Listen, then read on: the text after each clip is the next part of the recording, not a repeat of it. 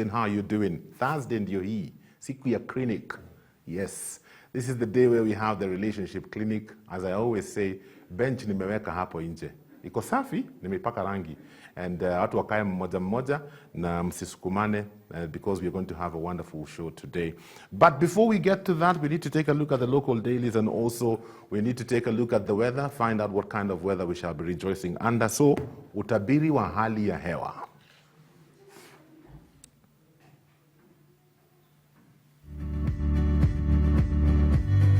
Now, taking a look at today's weather, my good people in Nairobi.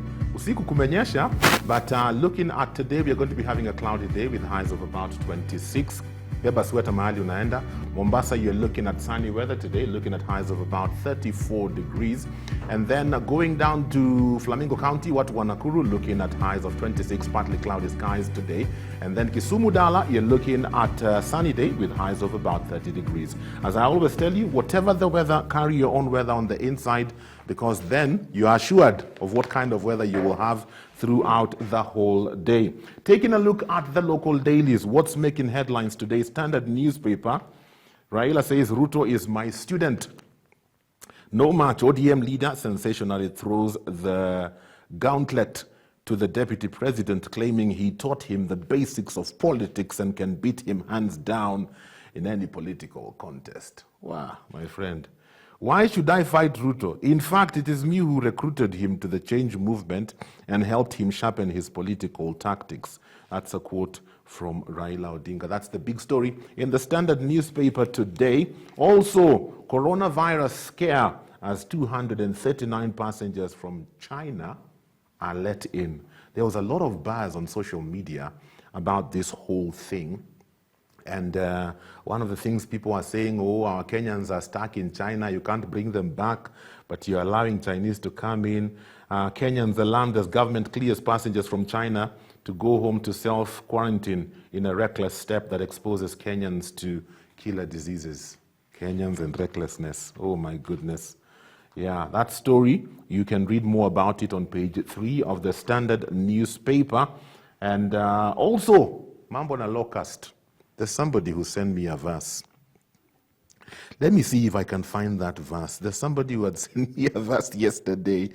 I thought it was quite hilarious, but yeah, this is in Leviticus. Is it chapter 11 or chapter 12? I think it's 11. Leviticus 11:22. Do you know what it says? It says, you may eat locusts. And my brothers and sisters from the other side, you said, amen. There's an article here, why locusts are here to stay. Agriculture CS Munya tells senators the government is unable to procure a pesticide used to kill the pests. Hapa sasa, we will need God to give us wisdom on how to sort out that whole issue. There's quite a number of issues here. There's also Mambo na lawyers. Lawyers elect new president. You can read more about LSK and their elections in the local dailies today. I'm trying to get to Hapa Katikati, the pullouts today, so that I can tell you what the pullout is today.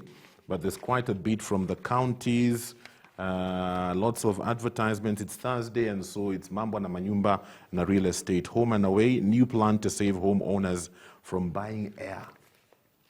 Hey, the only air some of us like to buy is Air Jordans. So if you're buying an air house, I don't know how that one sounds. And then in the back pages, my friend, there's quite a bit on sports. What FKF poll protagonists said at SDT. And then there's the Europa League and something on local hockey and some bit of boxing. My friend, I can't read the whole newspaper for you. Grab a copy for yourself. Keep yourself informed on what's happening both locally and internationally. Now, shortly we get into our discussion talking about getting over past hurt, and we'll be focusing on the whole issue of divorce, as I have two guests in studio, both of them divorcees, sharing what they went through and how do you move on from something like that. But I have a question for you. Because sometimes I struggle when it comes to people who are divorced and the church. How should the church treat divorced people? I know in some churches, they aren't even allowed to serve in any ministry. Somebody was telling me in their church, they don't even take Holy Communion. And I'm thinking like, really? How? So, in your opinion, how should the church treat people who are divorced. SMS 20316, WhatsApp 0786316316. How are you doing? It is the Relationship Clinic on Jam 316. Thank you so much for tuning in on this beautiful Thursday morning. How do you get over past hurt? That's what we are looking at on our discussion this morning. And in studio with me, I have two amazing people. I have Carol Hada. Carol, how are you doing? Fine, thank you. It's good to have you. Good to have you. It's good to see you after a long while. Thank you. And then my good friend, we connected on social media and we have been conversing and we've become friends. Daniel Wabukosia, karibu sana. Thank you so much. It is good to have you. Good to be here. Great. So, this is a touchy subject. It's one of those subjects many people don't like talking about, especially even in the church, because I believe we don't know how to deal with it. And so I thought, even as we talk about past hurts, let's focus on the divorcees. Yeah, because men, you guys have a story to tell. And sometimes I wonder, have you moved on? So that's the first question I'll begin to ask. Because both of you are divorcees, both of you have your own stories, but have you been able to move on? First of all, maybe thank you for having us here, but I've learned to distinguish between moving on and moving forward. Oh. I have decided to move forward. What's the difference? Moving on is like carrying baggage along, carrying wounds, carrying pain, self-pity, engaging in pity party. Yeah. But moving forward is intentional. Okay. You want to get on with your life. You want to continue doing things. You want to continue enjoying the joy of the Lord. Yes. Yes. Okay. Would you say the same thing? First of all, when you say divorcees, Yeah. I tell you sometimes it is so incriminating, and you feel so incriminating. Like someone is, you've already been condemned. Oh. Because sometimes you're in church and the pastor says, "Oh, we have this meeting for single people." Yeah. And when we say single people are those who have never been married. Next week we shall have another meeting for divorcees. And you end up feeling, why is everyone... We are caging you. Yeah. Why is everyone caging you and putting you in a particular circle that you don't want to belong? Yeah. That you're running away from. And it's like you're carrying a tag. Wow. This tag of, I'm divorced, I'm separated, I am this, I'm this, I have a problem in society. And everyone looks at you like... Something you're not complete. You're not complete. Hapa kuna shida. Hapa kuna kitu. How would you prefer to be addressed, by the way? No, I mean, it's just normal. Just say, okay, maybe you're separated, maybe you've moved on, or maybe any other thing, but not that. But not that term. It has a lot of connotations to it. It has a lot of weight in it. Okay. A lot of weight. Let me take both of you back. How long were you married before this separation happened? I was married for 10 years. 10 years? Yeah, wow. That was very long. And I've been separated for 10 years now. Wow, 10. Yeah. Okay. First of all, I had a long courtship, almost 10 years. Got married, 14 years. 14? And I've been single 10 years. That's a lot of time. That's a lot of time. Yes. So this is not just something you wake up and you walk away from. No. You've invested 10 years of your life into this relationship. Yes. So how was it for you when you got to that place where now it was inevitable, this has to happen, the separation has to happen? How was that for you emotionally, looking back at the 10 years I've invested, 10 years plus, because there was the courting period and all that? How did you take that? Well, it was very difficult. Very difficult because this is someone that you have loved. Yes. You even learn to love, you even learn to, hold on to this person despite their weaknesses. This is not only a spouse, but also a friend. Yes. And there are kids involved. Your parents are involved. There's a whole community involved. Yes. People who would look at you outside there and are thinking this is a perfect couple. And then all of a sudden you have to look, there's this way you look. But all of a sudden, then you look different. People will start looking at you differently. Your thinking will change at one point. Do you go with the kids? I mean, it's very, very hard. It was very difficult for me.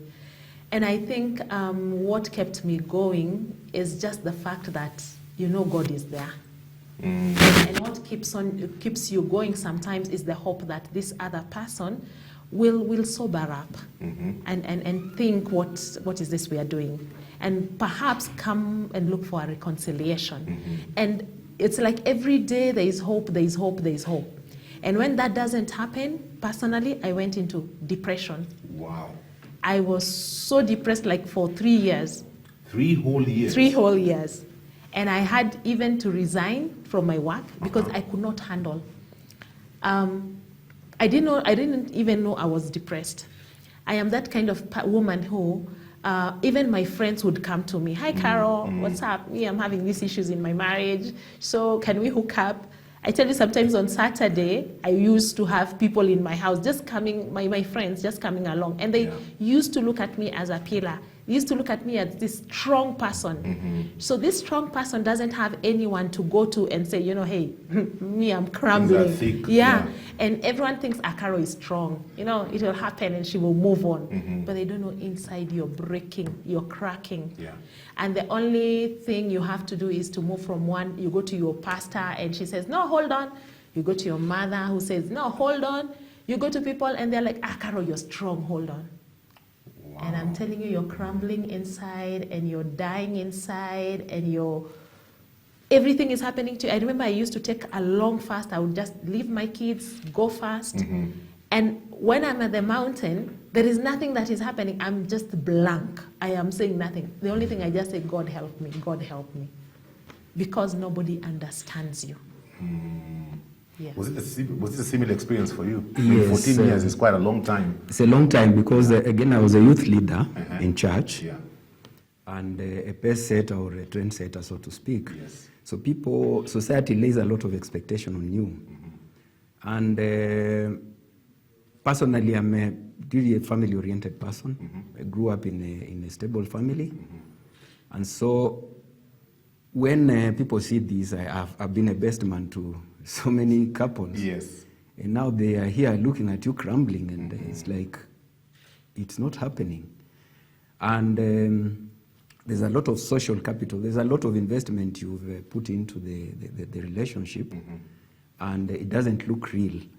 But then again, one thing you want to be careful about is acceptance or validation from people. People would expect you to go in a certain way, but they do not know you are hurting inside. So the question, especially for an African male, it becomes very difficult. Why? I remember an uncle of mine asking me, "Why can't you just pick anyone and marry? What's wrong with you?" Yes. It's like you walk into a supermarket and hey, my goodness. Come.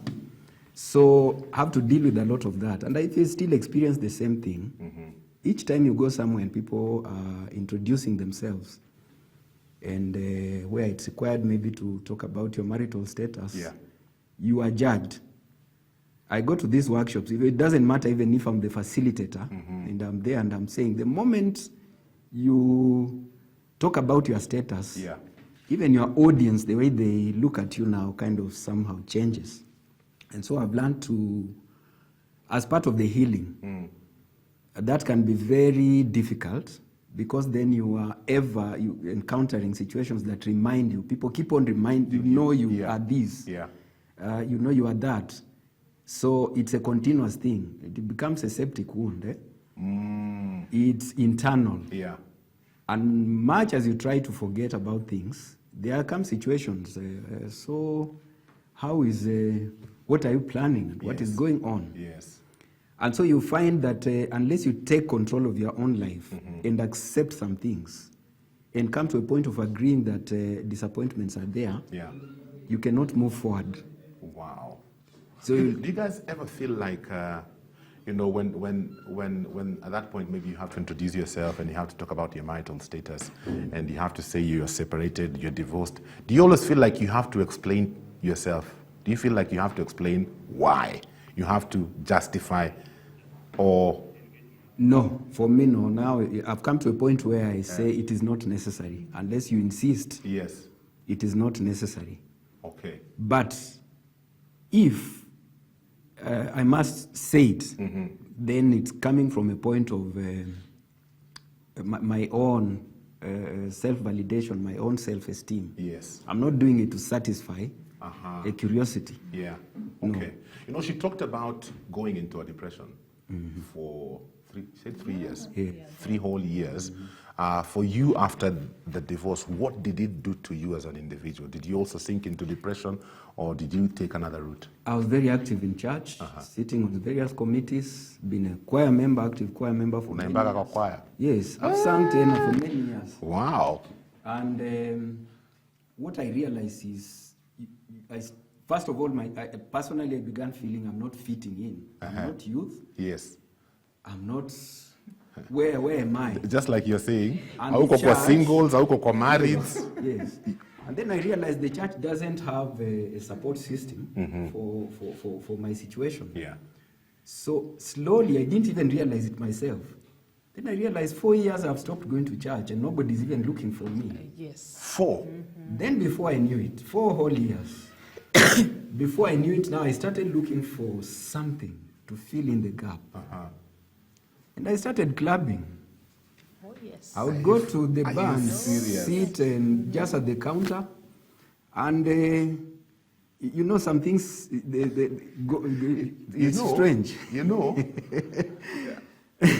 I have for me it's led. shocking. For me it's shocking because the little I've known of you, the few times we've interacted face to face on social media, you don't seem to me like the kind of person who would get to that point where you go to a club. It's like our friend Odipo. You know Odipo, because Odipo was also sharing with me some time how he also went through some stuff and he found himself clubbing. And I'm stepping back and I'm thinking, what do you You know mean? why? Yeah. Pastor Jim, it's because that is the only place where people accept you. What? Yes. You know, for myself, Even you went clubbing? Yes. And you know, by the time I was getting married, I got married very young. I was 19. And I had not done what people do. In fact, I remember when I was in college, everyone was wrong, you know. You are the one who goes out clubbing and stuff. Yeah. So I never did that kind of stuff. But now here, you find yourself, you've been, you know, like, now this is the situation. What happens is you stay at home with the kids, and you realize they are also getting uncomfortable. Because either mom is always drooling, she's also always staring at space, she's always very agitated, she's always shouting. And you find, you know, your friends are like, what's up with you? You can't just stay there. Can we, why don't we just go out? And man, when you go out there, the satisfaction, there's all these lights. feel alive. Yes, there are all these disco lights, and you know, you can dance, you can be yourself, and you know, that place is usually dark. So you can dance the way you don't do it in church. You know, you can just be free and feel good about yourself and feel alive again. And then you take No a one few is drinks. judging you Yeah, there. you take a few drinks and you learn, you realize, people here are hurting. Why? Because you sit down with someone you don't know on a table, and there goes it. People are frustrated. They begin to talk, and you begin to talk. Then now you get new friends. And tomorrow again, like, hey, what's up? And you're out there again. You're dancing, you're clubbing. So how And long that did you go clubbing? I think I went clubbing like, I think it seems forever now, because the last time I went clubbing was like 2 years ago. Okay. Yeah. And I would still go back. Once in a while I still do. Wow. Because I still feel that is the place where I am myself. I don't do stuff, weird stuff. Yeah. I'll sit, take my 2 glasses of wine, and I feel, wow. And go back home. Okay. Yeah. How long were you clubbing? Up until 2015. My situation kind of a different kind of depression, because I would just sit at the counter. At the counter, I would yeah. not do anything. And I would shock you. I have led people to the Lord from the bar. Oh. Bar girls and so forth. Somehow they would come and share stuff. Yeah. Bouncers. Yeah. And people would tell you, you don't belong Don't here. belong here. A watchman is telling you don't belong You here. told that. Yes. So I would sit there and, wonder what happens. But the thing is, Yes. you go back to your house and you have not solved anything. You are still going back to your woos. Yeah. You're still going back to your little space. people are still talking, they're not stopping to talk. And what is also fundamental is that it's not just the church per se. Church is made up of people with their different characters and, mannerisms. So family also comes in. Yes. Society generally, everybody is expecting you should be of this standard. So we expect that it should be this. And then the other thing is when we try to heal and trying to, fill up space, you may also be tempted to go into a relationship thinking it would be better because I made 3 attempts and they all flopped. That makes it worse for your healing because then you start saying maybe there's something wrong with me. So you start self-condemning. And self-condemnation is the worst prison. The prison is not Kodiaga or Shimolatewa, it's in the mind. So you start imprisoning yourself. I stayed in my house for 8 months at some point. What do you mean you stayed in your house? Bila kutoka nje? Never went anywhere. Nobody ever looked for me. No family. 8 months? Nobody knew where I was. Because people don't understand you. People don't understand. What are you guys talking about? Yeah. People would ask me, have you gone to Sudan if they called once? Then I would say no. But they knew because I've been involved in a lot of work going to the field. So the assumption was maybe he's in Sudan, maybe he's somewhere. But I'm in my house with my dogs, my chicken. James, this is very interesting. For me, it's a bit different because I had the kids with me. And I don't have any support from my spouse. So what used to happen is I would get jobs on contract. And sometimes the contracts take long to pay. So you find yourself sometimes, there's a time I found myself, I've been auctioned. I don't have anything. Wow. Now I am standing in the house and I only have 3 bags. I only have 4 bags. And when the landlord came to auction, took plus the mattresses, plus the gas, plus everything and swept us clean. So you're there and you're wondering, what do I do? Now, you have stayed away from your friends, you don't know who can host you. So you just go tell your pastor this is happening, and at one point a friend of ours in church just decided to host us. And now here you are hosted with your children in somebody else's territory. Now, it is awkward. It is so strange that you don't know where to start. You don't know, but you flow. You just keep flowing and flowing. And at one point you're thinking, do I get into a relationship? Because again, this is what happens. You're still young. You're still not bad looking. And other people, there are people who are looking at you outside there. And you're thinking, do I give it a try? And every time there's this thing in you that, should I not? So, there are also other battles that you have within yourself. Oh my goodness. So you become, people see you are a human being. But they don't know what, if a video of yourself was to play out, I don't know what would happen, because people would probably run away from you because you're just a mass. I'm thinking this is of all these things. This is too much. I need to address something very important because it is happening. Hold that important thought. Don't lose it. Maybe you have a question for our guests this morning, or maybe you have an experience you want to share as well. For me, I was just thinking, how do you get over the hurt from this person you're married to? Kumbe kuna relatives. Kumbe kuna friends, kumbe kuna kanisa.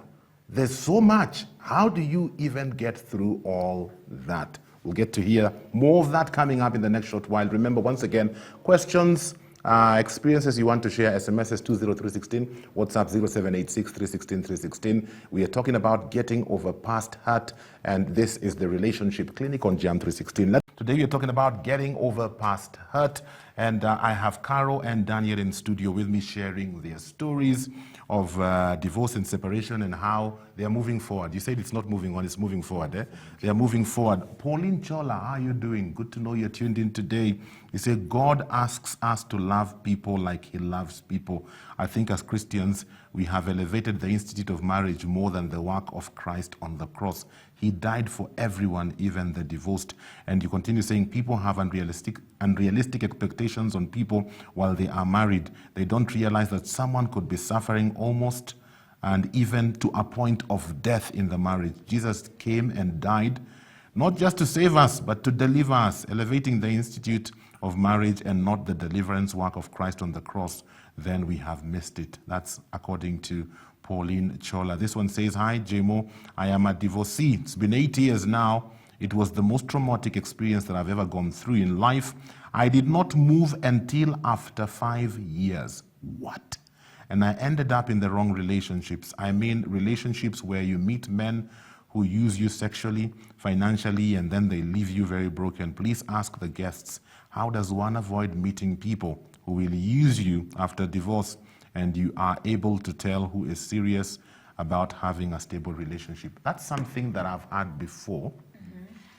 And this I had from a lady. I don't know about from a man's perspective, but I had this from a lady, and a lady friend of mine, and she was telling me it's interesting that even in the church, the moment people know you are divorced, even married men start approaching you for sexual favors. Is that true? That is very true. And in fact, like for me, I stayed for so long without going to church.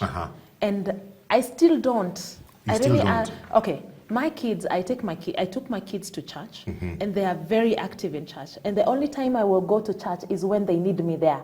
Maybe they are getting something. Maybe there is some accolade or something that they are getting. Yeah. So that is the only time you'll find me in church. What? Otherwise, the other Sunday morning, I'll clean up very early in the morning. By 8 o'clock, I'm seated in front of my telly, and I'm watching TV, and I'm listening to the preaching, and I'm still born again. Why don't you go to church? Because what happened is the last time when I was in church, during that process, we had these women groups in church. I was also very active in church. But the moment, Jemo, everyone begins to know what is happening, the women in church begin to get scared. They think you're now going to be after their husbands, And the husbands then become very nice to you. And they're like, "Oh, I'm so sorry. Oh, what can I do for you? Oh, do you have food for the kids?" But for me, I think one thing that God did for me, He gave me a mentor. And this is my spiritual mom. She's called Pastor Grace. Yeah. And she has always been there for me. And she would guard it. She would guard me. Okay. Every day she would call me she has called me for the last 10 years, almost every day. I text her every day. We are in communication every day. And she tells me, "Cara, what is going on in your life?" And I tell her, "Oh yeah, I met this guy." And then I said, "Stop. That one is a red light. Stop right there. I don't want to hear that again." And she'll call me and she'll explain, maybe you're not thinking straight. Maybe you're in a point of desperation. Yes. I know you want somebody to love you. I know you want somebody to care for you. But Carol, every time you tell me this story of this guy, I think you're taking the wrong. So for me, I can say I would have been there. Yeah. I have not been there yet. But I thank God that there's somebody who has always been there to warn me beforehand. Otherwise, I have friends who have gone through the same thing. This is the time where you meet all these men and, they are like, there's this fascination. Yes. And I'll tell you, Jemo, every man you meet, they start telling you, yes, I'm married, but my wife, like yesterday she did this and this and this and this. In fact, I've been thinking of divorcing her, and you know what? They will never divorce their wives for you. They are just there because they want that company. Yeah. They want you. They want to have this funny relationships with you, but they never leave their wives. So for me, I think I've discovered, when the day I discovered is a cliche in men. Whenever they meet you, they know you're single, they'll tell you something bad about their wife. So I look at them like, "Oh, hi, so tell me, what's up with your wife?" So she's that bad. She's that bad. So why don't you divorce her? Then you come to me. And they're like, "Okay, we are looking into that." Wow. Is it the same for men? Do you also get funny proposals? Okay, not indirectly. Yeah. But I also write stuff, and I'm very active on social media. Yes.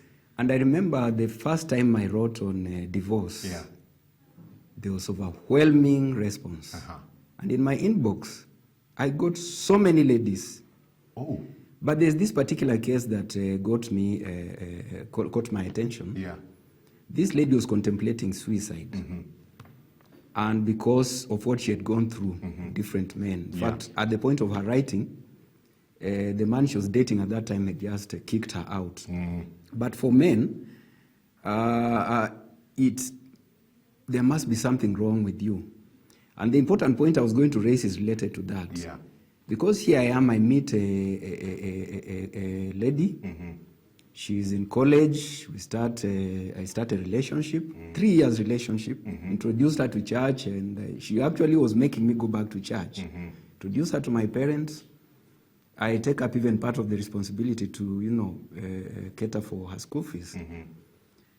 Time she graduates, and we planned we are going to their home for the Rorashio. She switches off her phone. And it hurt me so bad. Yeah. It's the only time I ever contemplated suicide. What? I actually was going to do it. And this is why I believe there is a God in heaven. Because I lived in the Rift Valley. Yeah. And along the Itent Tambach Road, there's a spot, and it's not very popular in a very good way. Motorists have committed suicide there. And there's this day I woke up, and I was just tired. Happy. In fact, I called a number of people that day, and initially, just to tell them, how are you? And I was but I was saying, today, I just want to end everything. And I drove to that place. But when I arrived there, I found a shepherd. Oh. And this guy was not leaving, and it's like he was there waiting for me to come. And I was supposed to just drive straight into the valley, so I didn't do it. And then why I'm saying this is because many men out there are caged in marriages. Because some of them come to my inbox, I'm contemplating this. I've had 2 cases of 2 guys I've convinced out of suicide, and it's because they feel it's not working. Yeah. One of them is not been at work for long, so the wife is catering for the needs of the house, so he feels abused. Yeah. So abused so that he doesn't feel like a man anymore. That's why the sense of validation, self-validation. People do not need to approve you. You need to take charge of your life, irrespective of what it is. And I like what Romans 8:1 says. There's no condemnation to those who are in Christ Jesus. Walk not according to the flesh, according to the Spirit. So the word of God has helped me a lot.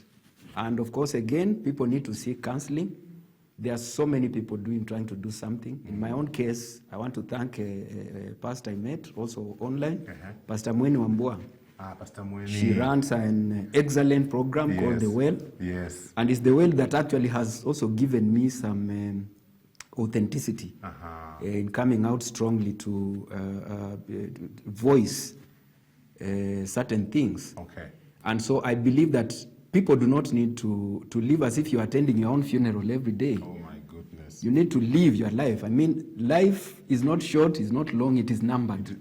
Yes. I like that. I'm just wondering, so where are you now? With all these things, I can't even begin to imagine how my state of mind would be, but where are you now? Are you moving forward like he said, or are you still caught in the murky waters? Okay, for me, I thank God for Pastor Grace. She has been there working with me. And you know, from where I was coming from, that marriage, there was a lot of issues happening, not only with the husband, but also with my parents. So I've gone through a lot of rejection. And I got to a point where my parents don't care. Nobody has ever helped me. Even they literally have never come in to tell me, Carol, we are going to pay school fees. We are going to do this. At one point, you find they're bringing food to the house. At the next moment, you call and nobody picks up, you know, and you're struggling. So it has been very difficult for me, but she has stood with me. Wow. And you know, standing with me to the extent that sometimes she calls me and tells me, Carol, I'm bringing food to your house. Because, you know, in as much as we are working, you know, money is not, you know, you can't always have enough. Yeah. And you know, with time, she kept on counseling and telling me, you know, Carol, it's time to forgive and let go. And that is the place where I have been. Because initially what I used to do, I'm a journalist by profession. Yes. So I would sit down, write texts to that man, abuse him, tell him all sorts of things. And after that, that was how I used to feel that is what will... So your coping mechanism. Yeah, that is how I would cope with it. Yeah. And then after that, I would sit and say, okay, I have done it and I'm feeling better, let me move on. So she would sit down with me and tell me, you know what, you've done it for so long. Now you need to do things differently. Yeah. So for me, I think from October, then now last year I started coming back to God. And for me, I have always been with him because I have had instances that are just miraculous in my life. Yeah. But this time is like now I began to feel God putting it in my heart. You know, you have carried this burden for so long. Just let go. Just forgive and let go. And like something that I struggled with since last year, because someone came and told me, you know, Carol, there is one thing that I'm going to tell you. You and your children are very different. You had beef with this guy. Yeah. And these are the children. Do you know these children might one day go back to their father? Yeah. And I was so bitter. But then this time, I sat down and said, wait a minute.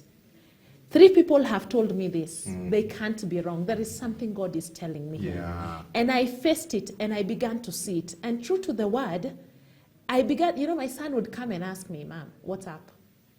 You know, Mom, you're still beautiful. You know what I think? You need some guy around. You know, this has got to be. Yeah, this is my son. Wants to hook you up. Yeah, and you know, every time he goes to school and my daughter comes back and is like, okay, so Mom, what's happening? Yes. Is there somebody in the vicinity? And because they used to see all these guys, but they are my friends. They know these are my workmates and stuff. Yeah. So for me, it has been a very tiring process carrying all these loads. And until this year, I said, you know what? Carol, you got to live again. Yes. You are still beautiful.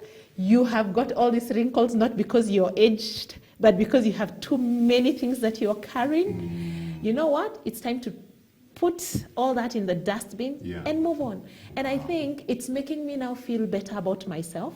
You know, I've not been in the media for the last 10 years. Yeah. I've not been on social media. I decided to shut down everything about myself. It's like I went into hiding. And all of a sudden, after just taking that step of forgiveness, I feel so free. I want my life again. Yes. I want to meet people. I want to talk to people. And that is why, you know, many people, you know, people would call me and say, Carol, can we invite you over? You just come and I said no. But that is why I'm doing it. Because to me, this is also a healing process. Very true. Yeah. You know, earlier on, we had an opportunity to have a conversation with the pastor and just ask, this is Reverend James Wanjama, SCK Machakos Diocese. How should the church deal with divorcees? And we had a phone call with him. Listen to what he had to say. James Wanjama. I serve with the Anglican Church as a priest. My view on divorce, basically, there are ways in which the church ought to deal with divorcees, being men or women. Sometimes it would largely be dealt with on a case-by-case basis rather than having generalized way of dealing with divorcees. The Bible says in Luke chapter 16, verse 18, that everyone who divorces his wife and marries another commits adultery, and he who marries a woman divorced from her husband commits adultery. But now when these people come to church, sometimes you may not find out that they are divorcees until probably they have spent quite some time in the church. And so you invite them to join the various fellowships, the various ministries, and things like that, until a point where now you get to know them properly, and maybe that's when now the facts start to emerge. And then maybe you are left wondering, so how do we deal with this person, yet we have accepted them to this level? It would be good just to try and integrate whoever comes, but it would be wise for the church to have a way of integrating these people and not to condemn them just because they are divorced. How can the church help them to move on? At times there are churches that stigmatize this set of people. One way would be, first of all, to help them to embrace themselves and not to feel guilty just because they are divorced. Sometimes it's the other partner who initiates the divorce process, and they have their own reasons for doing so. Now, one thing would be to help the divorcee to embrace themselves and to try and build up their self-esteem so that they don't look down upon themselves, and probably to forgive themselves and to try and get out of that, that cocoon which some people enter into, and it leads to, depression and things like that. Secondly, it would be just to embrace them, as I had said earlier, that we invite them to join the various fellowships and not to make them feel out of place or to label them with that kind of a term that makes them feel kind of like an outcast or somebody who feels out of place. Nowadays, people opt for divorce. They are unable to tolerate each other in marriages. What would be your advice? My advice, first of all, would be before one commits to a lifelong partner, it would be at least to spend some time getting to know them. And I always encourage these youngsters getting married that they should at least court for between a year and 2 years before committing to marriage. Because within a year or two, one would have known their partner quite well, and it would prevent certain things that emerge during the marriage, which are intolerable for the person married. So later finding out that your husband is this, your wife is this, your wife had this and that relationship, or she's involved in this and that, I think a longer courtship is better. Thank you very much, Pastor, for your time. Thank you too. Thank you for having me. Fantastic. That is a phone call we had with Reverend James Wanjama from SEK Machakos Diocese, sharing his thoughts. A couple of SMSs coming through. This one is from Josephine. You say you're divorced, it's been 5 years, and you say your church, Parklands Baptist Church, has a program called Divorce Care that gives you space to talk about your issues and also to be able to support one another. And you say the program is about finding hope, help, and healing, and it is helping us on our healing journey. That's fantastic. I am so glad to hear that. This one says, divorcees really should be supported by the church. I got divorced in 2010, and years later I found love and we got married. Now 2 years in, he kicked me out and wants a divorce. So you can imagine how broken I feel.